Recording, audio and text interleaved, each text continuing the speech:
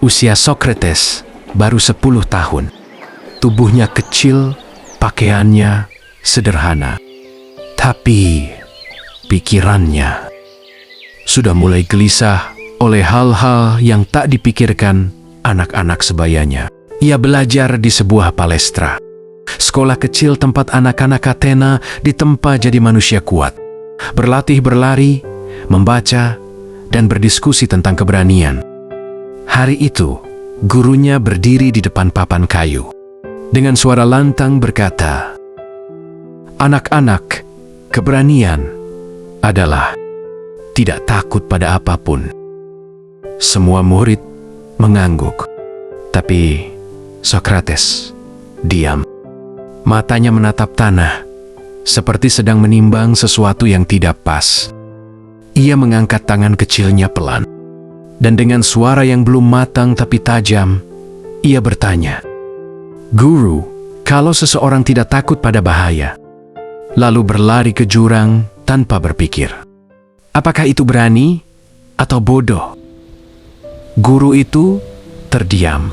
Anak-anak yang lain menatap Socrates.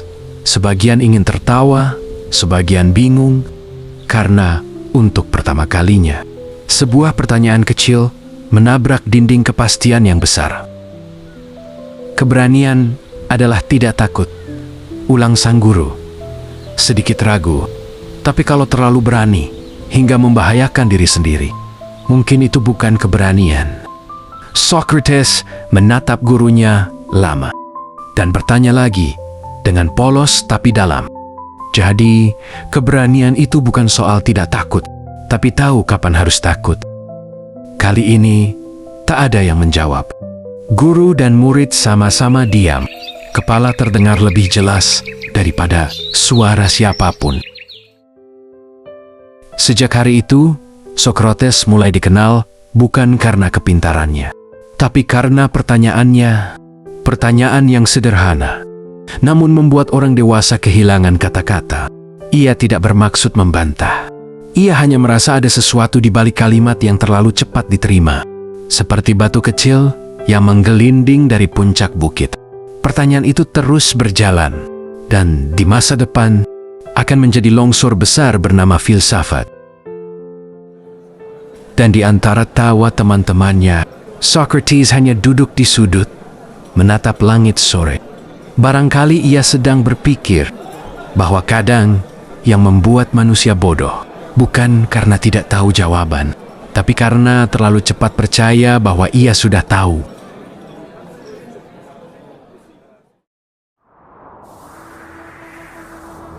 Dari seorang anak kecil yang suka bertanya, lahirlah cara berpikir yang mengubah dunia. Metode yang tak memaksakan kebenaran, melainkan menuntunnya keluar. Dari rahim kebingungan, ia belajar bahwa keberanian bukan berarti tak takut, tapi tetap melangkah dengan kebijaksanaan. Bahwa setiap keyakinan, bahkan yang paling umum sekalipun, layak diuji dengan logika dan pengalaman hidup. Dan dari rasa ingin tahu yang tampak sepele, filsafat pun dilahirkan. Bukan di ruang istana, tapi di benak seorang anak yang berani bertanya, mengapa, kenapa, apa, bagaimana, di mana, dan kapan. Guru yang kebingungan, murid yang berpikir. Itulah pendidikan yang hidup. Bukan hafalan, tapi percakapan. Dan pada akhirnya, Socrates kecil memahami satu hal paling besar.